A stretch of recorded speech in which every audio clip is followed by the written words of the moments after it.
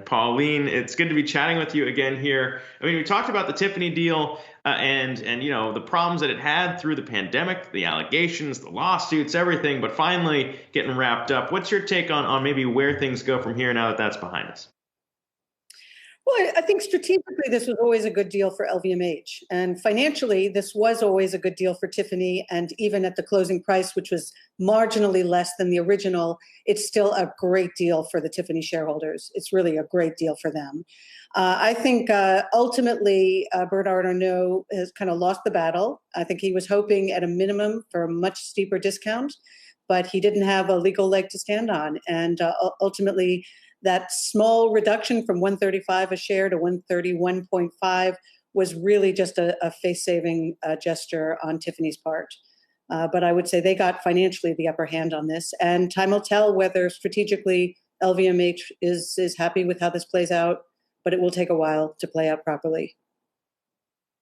Pauline, this comes in a year where we have seen, as you've described it, this bifurcation in luxury brands for the big names like a Chanel or a Louis Vuitton, for example, doing well, while some others have maybe been left behind a little.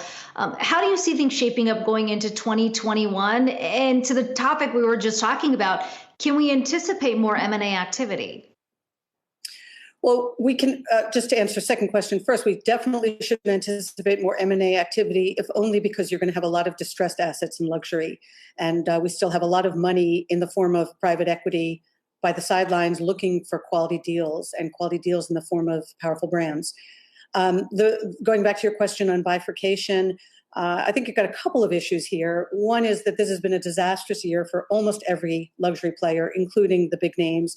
Their saving grace has been China. The fact that they had a fairly aggressive footprint in China, and that market has continued to go strong. Rest of the world very anemic, and the smaller or less well-resourced brands have not had as strong a position in China, and they've relied a lot on Chinese tourists in Europe and US, and Chinese tourists obviously have slowed down considerably. Most of the Chinese consumption of luxury brands is happening in China. And so that is why you're seeing a big split.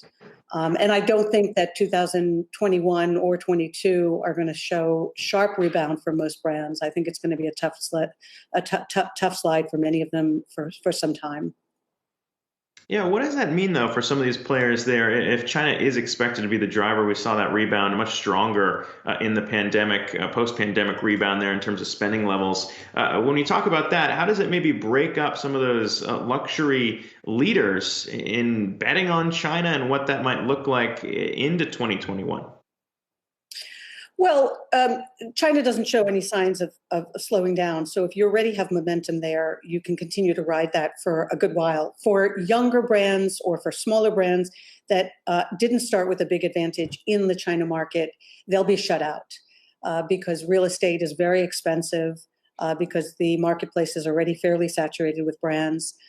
So I do think that they're the weaker ones, notwithstanding Chinese appetite for all forms of luxury, are going to continue to wane, and the lucky ones will probably be scooped up by players that see the long-term value.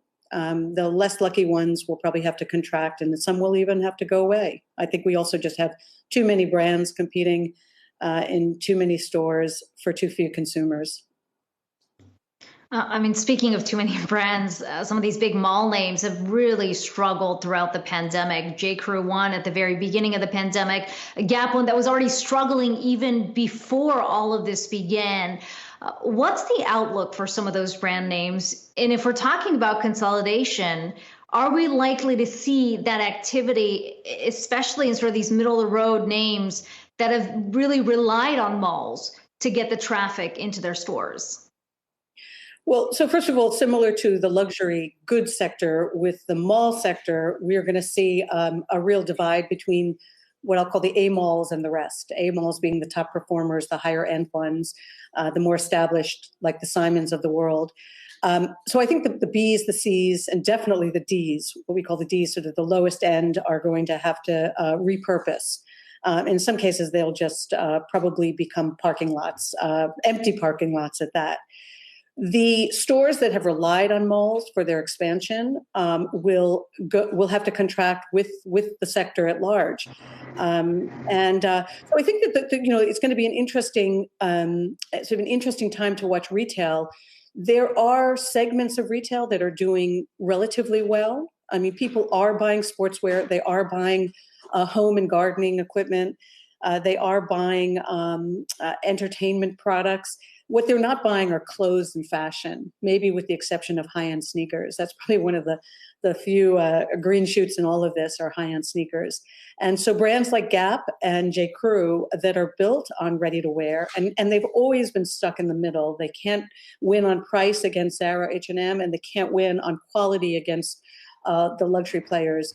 They're going to continue to be challenged, and we're going to probably see significantly reduced footprint in the next year or two by both those players. Yeah, no, more pain ahead. It's going to be a while until we feel really comfortable in packed malls. Pauline Brown, it's always good to talk to you. Really appreciate your time today. Thank you. Thank you for having me. Happy New Year to you all. Happy New Year. Happy New Year to you too.